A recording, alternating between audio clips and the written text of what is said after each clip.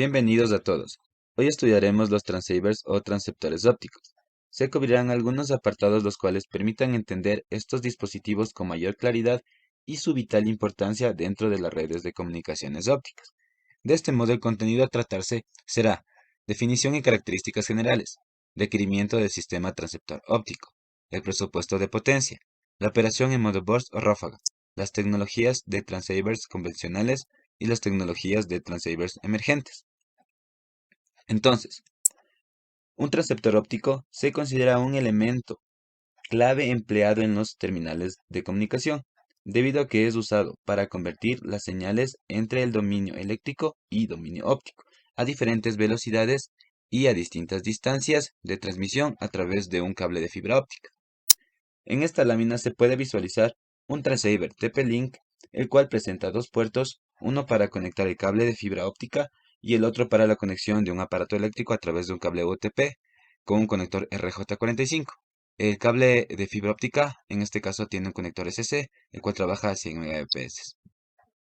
También se puede observar un transceptor óptico lanzado en el año 1995 y su contraparte el SFP, el cual es una versión mejorada y trabaja en switches con puertos de SFP para la correspondiente conversión electro-óptica u optoelectrónica.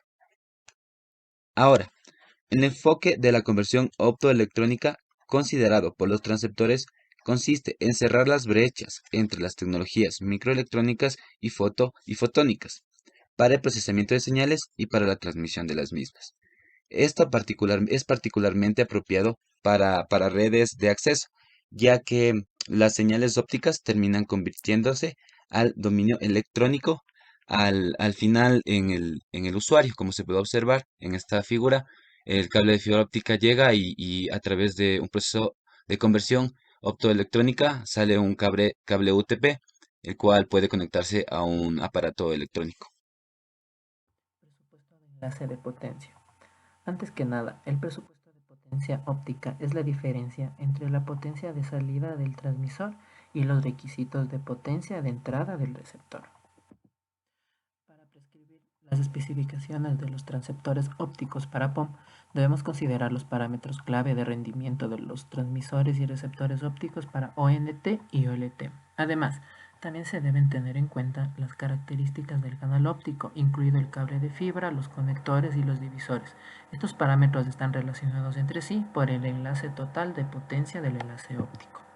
Para las redes PON, el balance de potencia del enlace ascendente se define como la diferencia entre la potencia máxima del transmisor para la ONT y la potencia mínima recibida para la OLT, y de manera similar para el enlace descendente, tal como podemos ver en esta figura de aquí. La pérdida de inserción del canal incluye la atenuación de la fibra óptica, la pérdida de inserción del divisor, la pérdida de empalme y la pérdida del conector, y se puede expresar como la siguiente fórmula que ahí podemos ver, donde alfa fiber y L son la atenuación en decibelios por kilómetro dada por la fibra y la longitud de la fibra respectivamente. La pérdida por spliteo viene dada por la siguiente fórmula, donde n es el radio de spliteo, que normalmente es de 16 o 32 en un sistema óptico PON. Los parámetros de gamma splicing, n splicing y gamma conector y n conector son la atenuación unitaria y el número de empalmes y conectores utilizados a lo largo del cable de la fibra, respectivamente. Esta tabla muestra las pérdidas de inserción del canal para los canales lógicos y digitales de 1310 nanómetros de subida y de 1490 y de 1550 nanómetros de bajada. Además, se observa que la pérdida de división es dominante sobre otras pérdidas en el presupuesto del enlace PON ascendente y descendente. Además, el canal ascendente tiene la mayor pérdida de canal debido a la mayor atenuación de la fibra a 1310 nanómetros, mientras que el canal descendente de 1550 nanómetros tiene la menor. Las penalizaciones de potencia son causados por una variedad de factores relacionados con el transmisor láser, la interacción entre el transmisor y la fibra de transmisión y las propiedades de la fibra. Algunos de estos factores son los ruidos de intensidad relativa del láser o ring, la dispersión de velocidad de grupo GVD, que es lo que podemos ver aquí en esta tabla. La interferencia de trayectos múltiples de MPI, el ruido de partición de modo MPN, ruido modal y dispersión modal, cuando se agrega la longitud de onda de 1550 nanómetros para video RF. La penalización inducida por la no linealidad también es un factor importante. Se calcula la penalización de potencia por la dispersión utilizando parámetros estándar y típicos para PON, tal como podemos ver en esta otra figura de aquí. El MPI se refiere a las reflexiones entre conectores o divisores.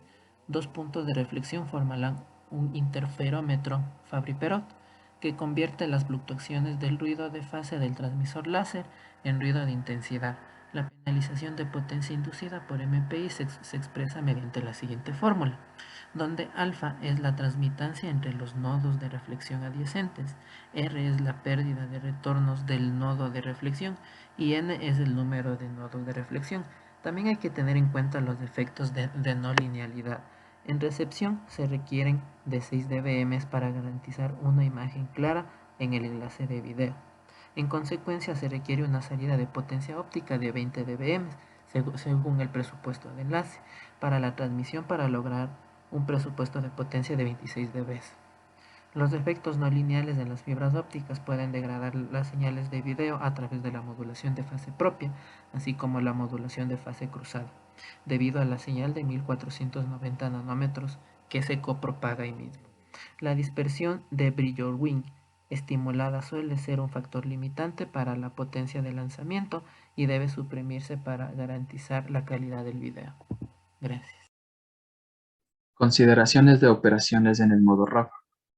Una de las características de las redes PON es la operación en modo ráfaga para la transmisión ascendente, en la que los paquetes recibidos en el receptor OLT desde diferentes transmisores ONT pueden tener amplitudes y relojes asincrónicos bastante diferentes.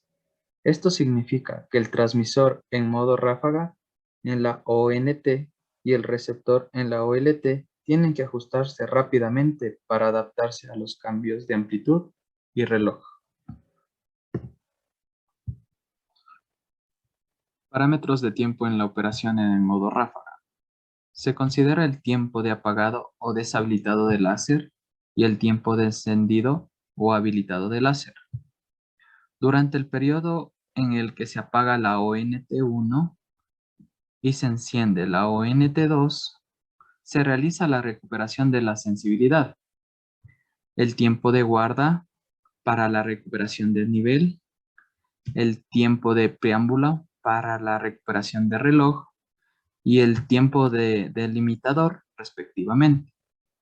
Los parámetros de temporización requieren establecerse por la I2T para BGPON y GPON, la triple E para EPON. Transmisores en modo ráfaga. Un transmisor en modo ráfaga, la operación del láser y la corriente de modulación debe habilitarse y deshabilitarse rápidamente. Se deben omitir los circuitos de arranque lentos que protegen los láseres de los transmisores, tanto encendido como apagado, en el controlador de láser tradicional. El control automático de energía, basado en la detección de energía promedio, causará problemas en la operación de la RAF. El lado del receptor, los desafíos técnicos son mucho más críticos. La amplitud de la señal y la fase del reloj diferirían de una celda a otra. Por lo tanto, debemos tener en cuenta que los paquetes sucesivos con una gran diferencia en la potencia óptica y en la alimentación de la fase del reloj. Los parámetros más importantes para evaluar en un receptor en modo ráfaga son la sensibilidad, el rango dinámico y el tiempo de respuesta. Parámetros de temporización para diferentes redes ópticas pasivas. Se puede observar en la ilustración las características para las redes GPON, A, BPON, EBPON, los siguientes parámetros, como es la velocidad de transmisión, el tiempo de encendido de LED, el tiempo de apagado del LED, el tiempo de guarda, el tiempo de preámbulo y el tiempo de delimitador. Tecnologías de transceivers convencionales. Los transceivers o transceptores ópticos comerciales están construidos en base a chips optoelectrónicos discretos, como son los láser Fabry-Perot o los láser TFB, y con fotodiodos PIN-OPD, como se puede ver en esta imagen.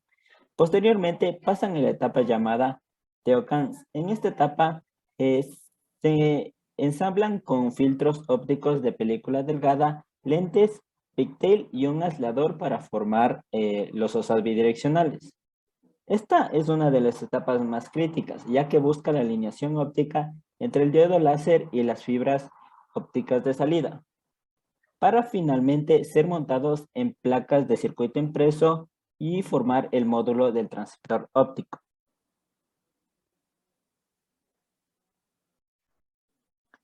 Clases de transceivers. Existen tres tipos de clases de transceivers, los cuales son los multitransceivers, los multiport transceivers y los llamados fan-out. Los multitransceivers o transceptores de red. Estos reciben la señal en una LAN. Normalmente están incorporados en la tarjeta de interfaz de red. Algunos modelos pueden ser construidos externamente. Multiport transceivers. Estos permiten la conexión de más de un equipo a la red en el mismo sitio. Es decir, tienen varias salidas para los equipos. Y finalmente los fan-out. Estos equipos van conectados a un transceiver y permiten dividir la señal del mismo a varios equipos. Su limitación está en que la longitud de los cables que vayan a los equipos es menor, porque no regeneran la señal a diferencia de los multiport transceivers. Estos tipos de transceiver tienen aplicaciones tanto en redes de computadora, radio, etc. Y del mismo modo existen transceivers multimodo y monomodo.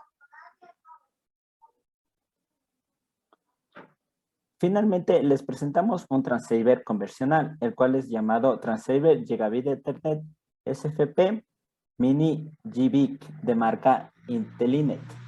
Entre las características más relevantes se tiene que tiene una transferencia de datos de 1000 megabps, lo que es equivalente a 1 gigabps. Tiene un puerto de fibra duplex con conector LC monomodo. La distancia soportada es máxima hasta 20 kilómetros, con un cable de fibra 9/25 micrómetros. Trabaja en la longitud de onda de 1310 nanómetros. Es de la clase SFP estándar y soporta Hall plugin. Esto quiere decir que no hay la necesidad de apagar el switch LAN para instalar o quitar el transceiver. Tecnologías emergentes de transceptores. La plataforma existente para fabricar los transceptores ópticos seguirá siendo el enfoque principal para las aplicaciones FTTP hasta que surja y prevalezca una tecnología disruptiva. Sin embargo, existen preocupaciones sobre la escalabilidad y la idoneidad de las tecnologías convencionales con respecto a las características de alto volumen y bajo costo de los transceptores ópticos para aplicaciones como las ONT-FTP. Por estas razones se han realizado esfuerzos en investigación y desarrollo en todo el mundo para tecnologías innovadoras y disruptivas que prometían reemplazar los OSA actuales hechos de chips y piezas discretos con una solución altamente integrada basada en una integración híbrida y monolítica. La evolución de las tecnologías de integración de transceptores ópticos. Se pueden dividir en tres fases. La fase 1 de la tecnología convencional descrita en integración a nivel de caja con TO-CAMS y BOSA.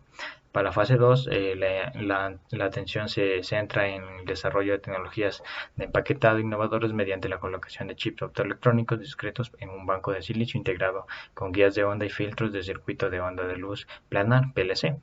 En la fase 3, el objetivo final es integrar dispositivos optoelectrónicos activos y pasivos a nivel de chip para que la cantidad de componentes discretos en el módulo transceptor óptico se reduzca significativamente y el proceso de fabricación altamente automatizado pueda implementarse fácilmente. Integración a nivel de caja. Ha habido un esfuerzo constante para avanzar en el estado de corazón para la tecnología de transector convencional basada en dispositivos optoelectrónicos discretos.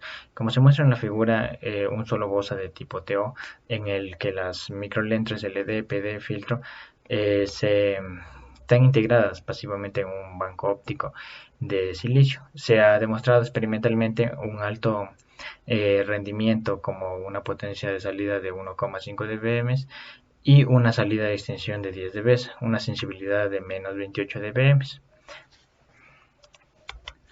Otro ejemplo es el mini DIL BOSA basado en un LED convertido de tamaño de punto SSC a LD y un filtro de película delgada TFF depositado en la punta de la fibra. Como se muestra en la figura, la relación de extensión de transmisores de 9 dB y la sensibilidad de recepción mínima para la operación de transmisión-recepción simultánea es de menos 28,5 dBm. La degradación de la sensibilidad por diafonía en la transmisión y recepción simultáneas es de 0,5 dB.